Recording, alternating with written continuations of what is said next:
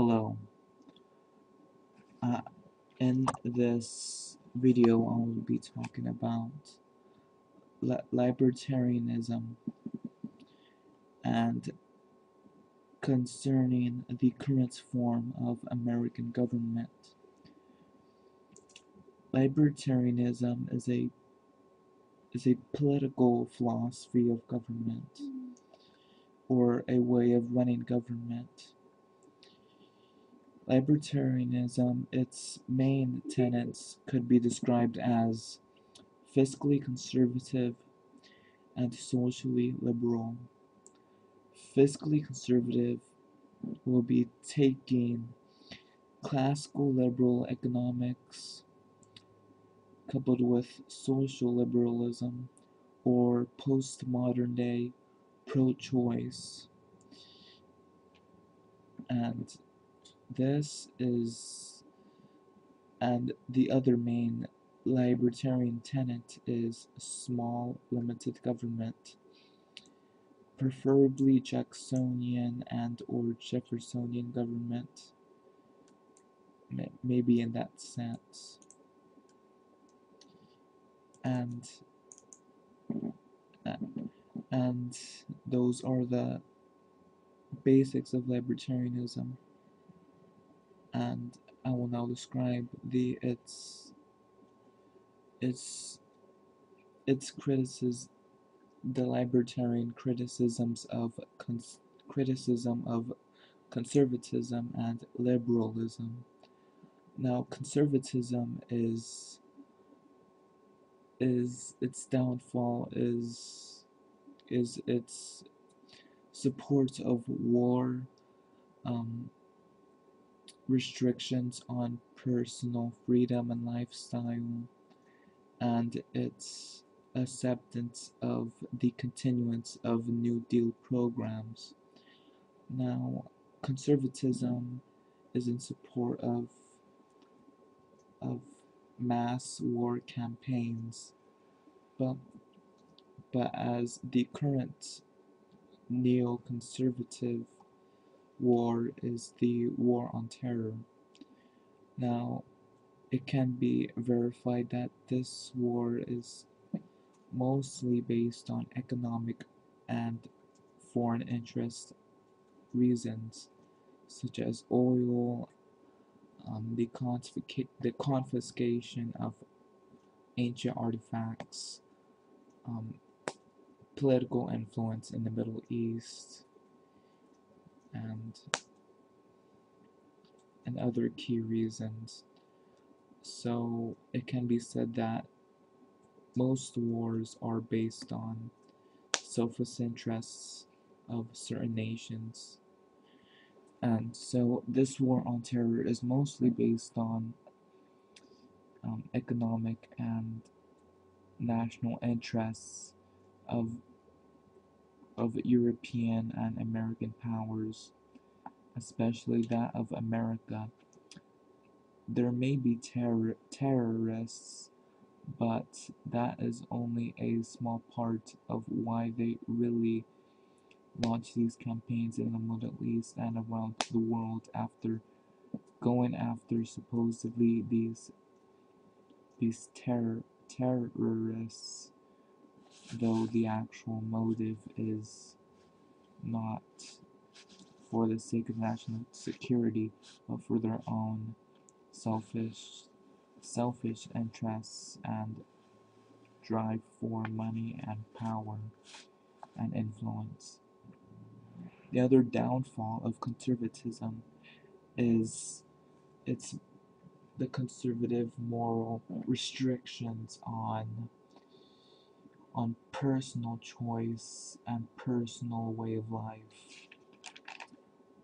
This is characterized by setting limits on drugs on certain drugs one wishes to use, gay marriage, and abortion.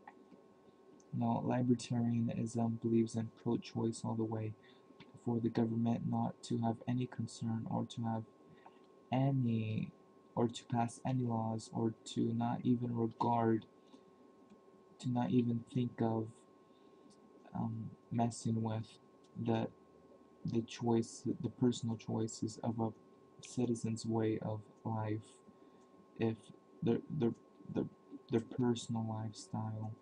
So this is a major restriction set by conservative fundamentalism, their irrational um, drive to limit sin rather rather than not rather restricting the freedom that the right of freedom that every American has, the right to choose the way they wish to live. And the other downfall of conservatism and liberalism together is their support and further continual running of the New Deal government programs such as Social Security, welfare, WPA, and NLRA, labor unions, and others. This this New Deal has been an ineffective major drainage on taxation and on our national funds.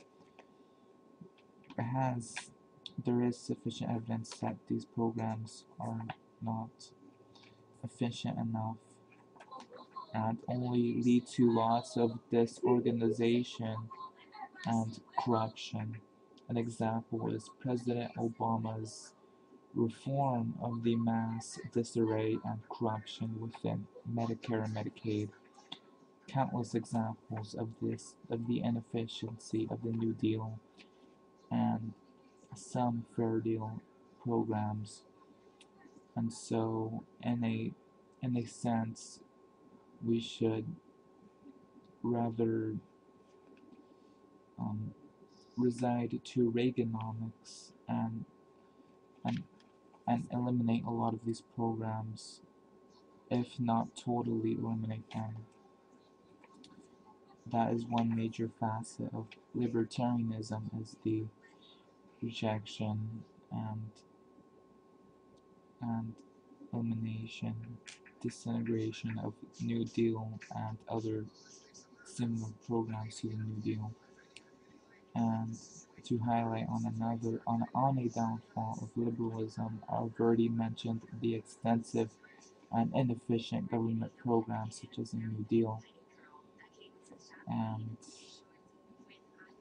the big government of liberalism, which is about the same thing as the New Deal, as extensive government programs.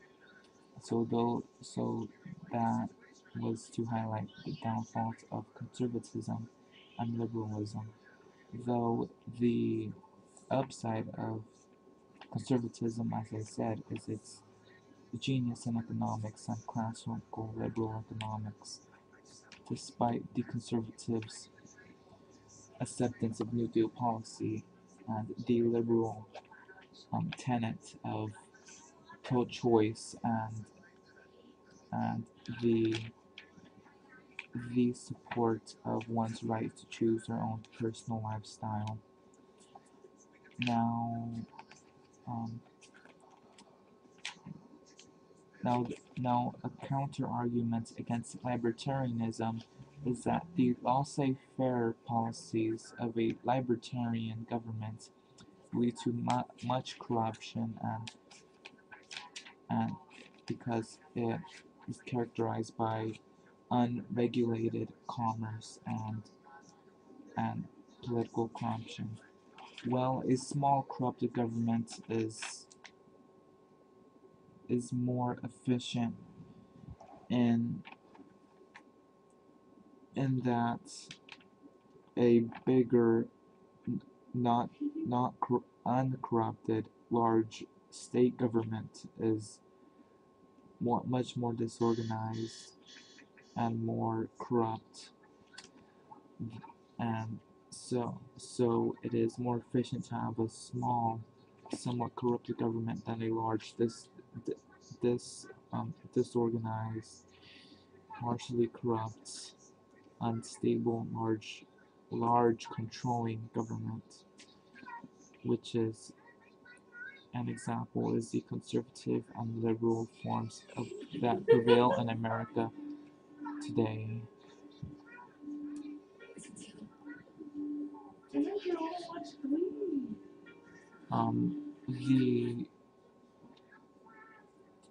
The now to talk about the limitations of the downgrade of American sovereignty due to the pass of the Maritime Admiralty law in the late 1800s in America. This Maritime Admiralty law is is is in opposition of the constitutional law. Maritime Admiralty law versus the constitutional law. The Maritime Admiralty law is the law of the sea, the law of sea, the law of trade, the law of the trade of goods on trading ships at sea, the law of the trade of commodities, and these commodities on the ships are unloaded at docks, and these commodities in are birthed are in birth from the ship onto the dock, and when they're birthed from the ship, the commodity has a birth certificate when it comes off the ship, and if it's um, damaged or the commodity falls into the water next to the ship, it gets a death certificate. This is exactly the same thing to the American citizen. The American citizen has a birth and death certificate like the goods that are on ships, and when they're unloaded off the ship onto the dock. So the Maritime Admiralty law turned the American citizen from a sovereign from the cowboy age into a commodity with a birth and death certificate, a worker, a peasant, a slave to the system. This in contrast to the cowboy that had full independence, full sovereignty, full rights, the right to settle anywhere, to settle a house anywhere with no permits, to set up a business with no permit, to not really have any licenses of any kind, to carry a gun anywhere he or she wanted, without social security, without any of this birth certificate, any of this crap that downgrades a American citizen into a worker with all these licenses and permits and paperwork and um, um, all this codes and names. This Maritime Admiralty law opposes constitutional law. It turns the person into a commodity with a birth and death certificate, a corporate commodity, as opposed to the constitutional law, which gave us the full sovereignty, like in the cowboy age, as I explained. Full sovereignty, full rights, without any restrictions of permits, social security, income tax, none of that kind. So you see that the Maritime Admiralty law turned us into full sovereigns of the constitutional law, into workers, into enslaved workers, bounded by taxes, by permits, by licenses, by regulations, by all of these things that turn us into a slave to the system, to an electronic matrix of control. And so cowboys didn't have that. It is the Maritime Admiralty law that turned the constitutional law upside down.